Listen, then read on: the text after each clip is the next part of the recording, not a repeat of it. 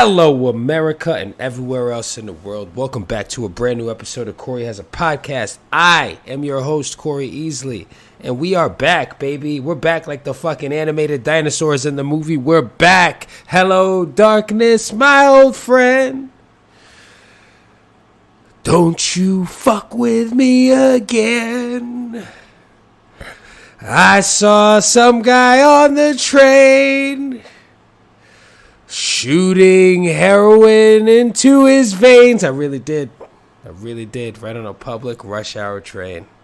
And I really thought, this is why I take a city bike almost everywhere I go, all over the city, because I just don't need that kind of shit in my mental Rolodex, you know? I don't need to be laying down in bed at night and be like, remember that guy that was just shooting, just pulled a fucking syringe out on a crowded train and was like, you know, because I start thinking the worst. I start thinking, all right, what if this guy loses his shit and starts attacking people with this fucking needle? God knows what else is going on with his body.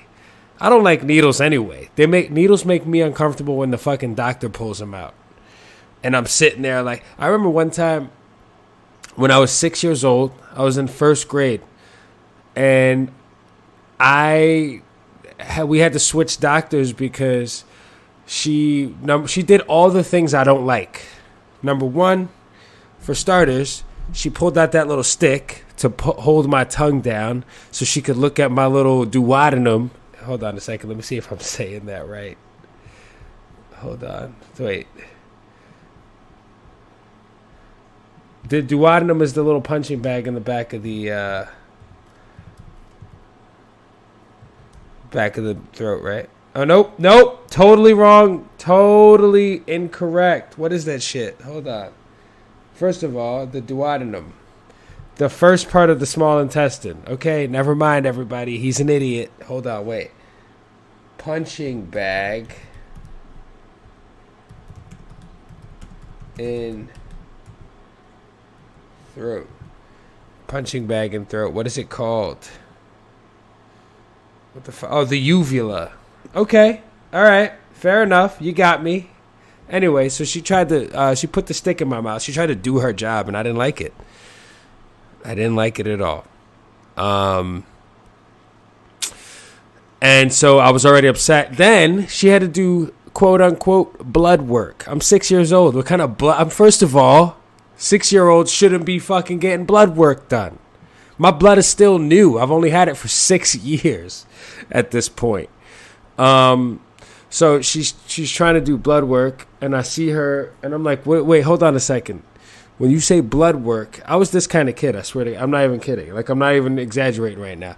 I was like, what does that mean? I'm getting a needle? Well, you know, adults try to lie and shit to make you feel comfortable. I would rather you just tell me straight up. I'd rather you be like, yeah, I'm about to give you a needle, but listen, it's going to be I'm going to make this as quick as possible. It's not going to be painless. If you don't like needles, it's going to suck. But it's only going to suck for a really short amount of time. And then you can get the fuck out of my office. That's what I wish the lady would have said to me. Then I would have respected her way more. But anyway, so she gives me this needle. Actually, no, you know what? In fairness, she gave me a needle. When she tried to look at my uvula, I kicked her. And then she gave me a needle. So now I'm starting to think she gave me the needle out of spite. Because she was like, listen, I'm not going to stick the stick that far back. Don't you fucking ever stick a wooden stick in my mouth that doesn't have a popsicle attached to it. So, you know, that was my experience with needles. And then so I see this guy. You know, that's my trauma.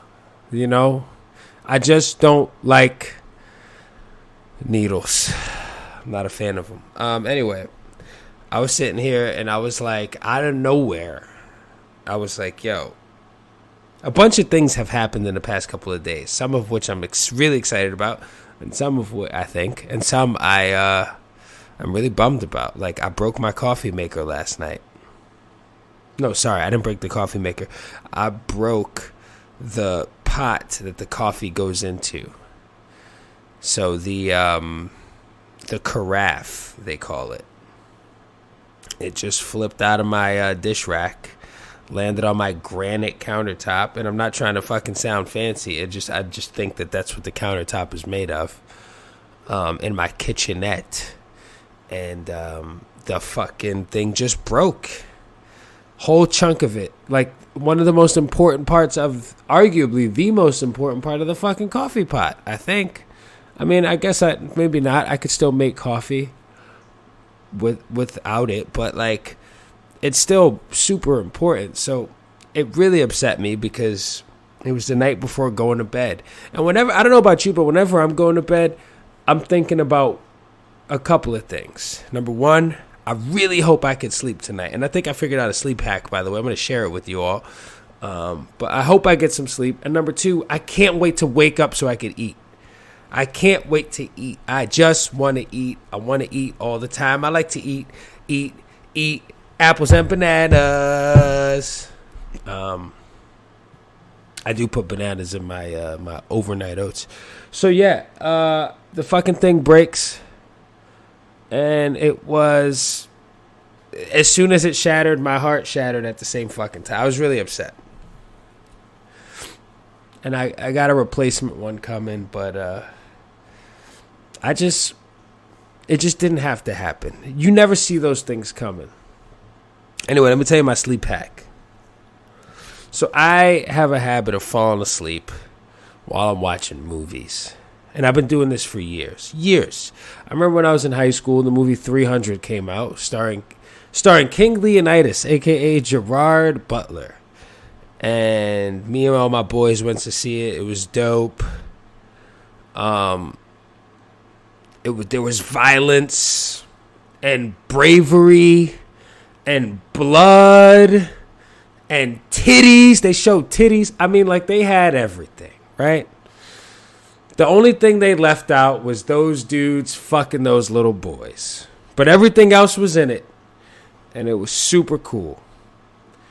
You know? And they embellished. You know, the women were attractive. They shaved their armpits and their legs. And I somehow have a hard time believing that back in those times, women were doing that. And now we're back to women not doing it again. I saw some of the hairiest fucking legs I've seen on a goddamn human on some woman on the train the other day. And I was like, okay, all right. Getting ready for the fall. I mean, the weather's not really changing yet, but Jesus Christ. Anyway, yeah, I saw the movie 300, and I laid down into my movie theater comfortable seat, and all my boys were amped the fuck up. And some point in the middle of the movie, I just dozed off and fell asleep. And I've been doing it forever. So the other day I thought, I have such trouble sleeping, but you put a movie on, and there's a strong likelihood that I will not make it to the end of the movie. So I been putting movies on every night. Put a movie on for the last 3 nights. I'll put a movie on. I'll start acting like I'm going to watch it. I'll put my phone down. So the phone is a distraction. Your phone will keep you up longer than you need to fucking be up. If you just start fucking around, scrolling on Instagram, looking for inspiration, reading news articles, going on a YouTube fucking deep, just falling into I don't know. You just, there's so many things that can keep you from falling asleep, which I don't need because I just can't seem to do it sometimes. So I've been putting movies on, and I fell asleep. First movie I put on, first night when I tried this, Michael Clayton. Very good. Love that movie. George Clooney is the man, and it worked. Because also, I feel like it's a movie where there's just a lot of talking. And I've seen the movie, and I really like the movie. But I'm like, I could sleep on this. It's just a bunch of fucking talking. You ever watch these movies, and it's like, okay, I get it. Like, this isn't theater where motherfuckers are like projecting. Nobody really talks like that, but you know, Jesus Christ. Like, you go to the movies and you watch a movie and the people in the movie are talking to each other at such a low tone. Like, they're really in a real public place and don't want anyone to hear them, including the people watching the fucking movie. When you watch it at home, you got to turn the volume all the way up, and then the next scene is there's a fire truck with the siren going, and it wakes everybody in the fucking building up. That's what happens. That's what happens. That's how they get you. But yeah, so I'm sans carafe right now for the time being. But it's cool. I had some tea this morning. It was nice. This is the thing. You just gotta know how to pivot. You know, something that happens to you, it sucks. You just move the fuck on. Because there's no point in dwelling on the negative. No point at all. And anybody around you who's doing that, get away from those people. Because it's so easy to fall into the trap of doing it with them. Like, people invite you to be miserable with them. They invite you to it. And then next thing you know, you're walking around because you just have now taken on the same attitude as that miserable person.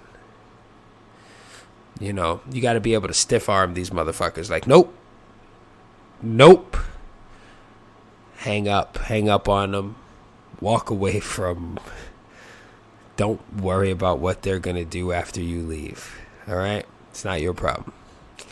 Anyway, I was reading a book the other day, a comic book, and it wasn't the other day. It was a long fucking time ago. And there was a character in the. Oh, yeah. See, if I had the fucking coffee maker, I wouldn't be yawning like this.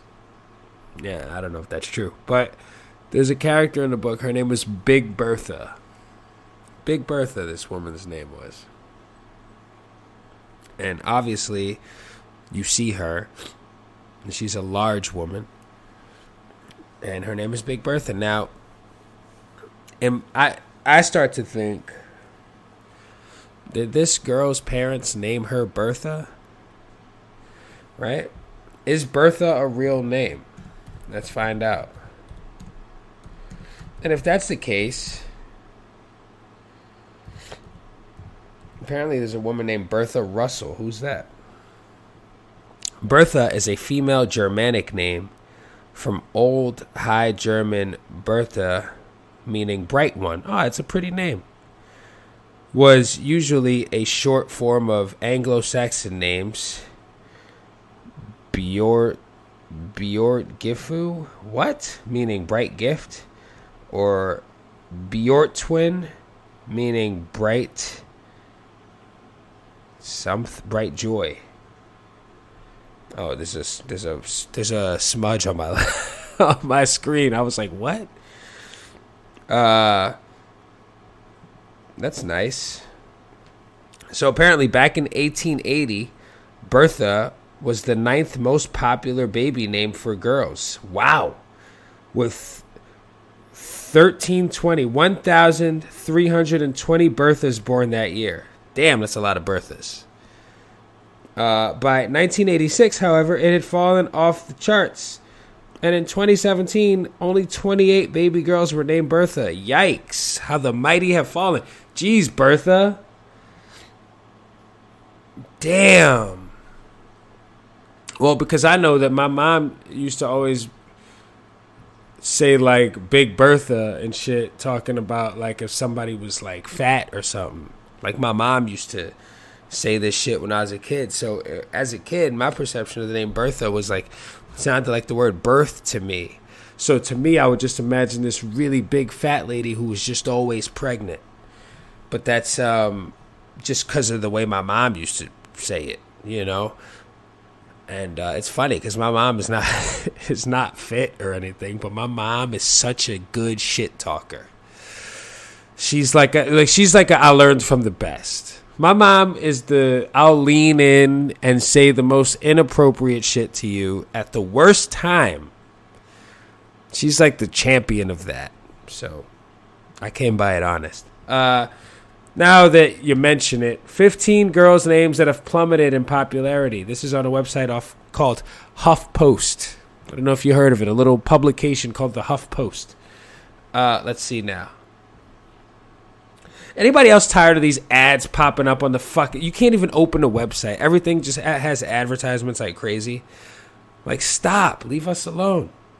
We don't have money. We don't. We're in a goddamn recession. All right, so... Ethel. Despite an Archie Comics character played by Shannon Purser, all right, or whatever, and an I Love Lucy BFF, the name Ethel has not endured into the 21st century. The name peaked in popularity in 1896 as the number 6 name for girls, but fell off the top 1,000 list after 1975. In 2017, only 28 baby girls were named Ethel. Can you imagine a fucking 3-year-old named Ethel? It just sounds like you have to be born old with that name, right? Can you imagine one of your boys coming up to you and being like, "Yo, man, I met this really cute girl last night at the party. What was her name? Ethel." Yikes! All right, Katrina. I'm not going to read you all the statistics, but Katrina sounds like a regular ass name to me. Bertha, Diane sounds like a like a domestic abuse victim. Diane, god damn it. Isis, Gertrude. That is an old ass name. Ida, Caitlin, Maud. Maud is an old ass name. Hortense, Nanette, Myrtle, Barbara, but like the way Barbara Streisand spells it. Not Barbara. Hillary, Deborah, not Deborah, just Deborah. You guys get it. You know, it's funny because Diane sounds like that, but Diana sounds totally different to me. Diana sounds like I know a few Dianas, and they're all not old ladies. They're surprisingly, right? They weren't born old. Anyway,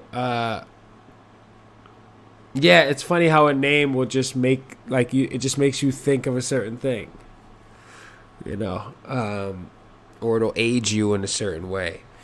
But there are just certain names that I can't imagine. But at the same time, I really think that if I was having a child, I wouldn't want to name them a name that everybody has. Like, I remember when I was a kid, there were so many Jessicas. Like, there was Jessica A, Jessica S, Jessica B. Like, there was just Jessica R. I'm like, oh my God. Like, these fucking, you know, like, there's probably going to be a lot of Jadens. Like, Jaden is such a fucking popular name. Jesus Christ. Like, why is everybody Jaden? You know, I hope people just leave Corey alone. I want my name to become outdated. So people go, so as I get old, it's an old name. Like, my name ages with me. So when I'm like fucking 75, I'm like, hey, my name's Corey. And they're like, yeah, you are. You know what name didn't make that list? Phyllis. When was the last time you saw a Phyllis? They put Katrina on there, but they didn't put Phyllis. Fuck the Huffington Post. Fuck them. They don't know what they're talking about. They're out of touch. You know what happened? They've been too famous for too long, so they don't actually know what it's like to be around people, what people are really doing. That's my take on the Huff Post, everybody. The Huff Post can go fuck themselves. Yeah, Phyllis isn't on there, which is crazy because I don't believe people are naming their kid Phyllis. What else? I don't know. The point is, I don't think I would want to name my kid something that everybody's naming their kid. You know? On the flip side of that, you got like the far end, like these weird fucking famous people that like to name their kid shit that just doesn't sound like a name at all. Right? Like Sparkplug or or I don't know, or some dumb shit. People just try to get too creative and then they fuck their kids up for the rest of their lives. I mean, I don't know what it's like anymore in school. You know, I just know that if you had anything associated with you that made it easy to make fun of you, you were kind of just fucked for your whole school career, unless you just became tough enough to beat the shit out of everybody and nobody made fun of you because they were afraid of you, or you just were the coolest motherfucker on the planet, or funny or something. You couldn't be like some weird quiet kid. But the funny thing is, the weird quiet kids started becoming the most terrifying motherfuckers around, because those are the kids that might come to school one day and just fucking light everybody up. So, but back when I was younger, the weird quiet kid was just a weird quiet kid, you know? He just, and I was always cool with the weird quiet kid too. Like, I would always say hi to him. Like, I'd be like, hey, what's up, man? Just in case. I wasn't hedging my bets, but I just believe in respecting everybody, you know? So, like, me, I was always cool with it. I would feel bad when people made fun of him. But if the joke was good, I'm not gonna not laugh. You know, let's get one thing clear. All right. But listen, everybody, I want you all to take care of yourselves and take care of the people you love, like I always say. But I also want to thank you guys for listening to my show, because my listenership is going back up. I think people are starting to not hate me anymore. I don't know what it is, but just know this. I care about all of you, and I just want to deliver a message, and I want you to be able to listen to my show and have a good time, escape from your reality. If your reality is fun, take a little break from it and have a little more fun over here with me. If your reality sucks, just listen to my show and maybe it'll make you laugh or smile or relate to something, right? And if you have any questions, feel free to email me at CoreyHasAPodcast@gmail.com. Okay? I'm always listening. All right? So have a nice day, and I will talk to you all very soon. Later.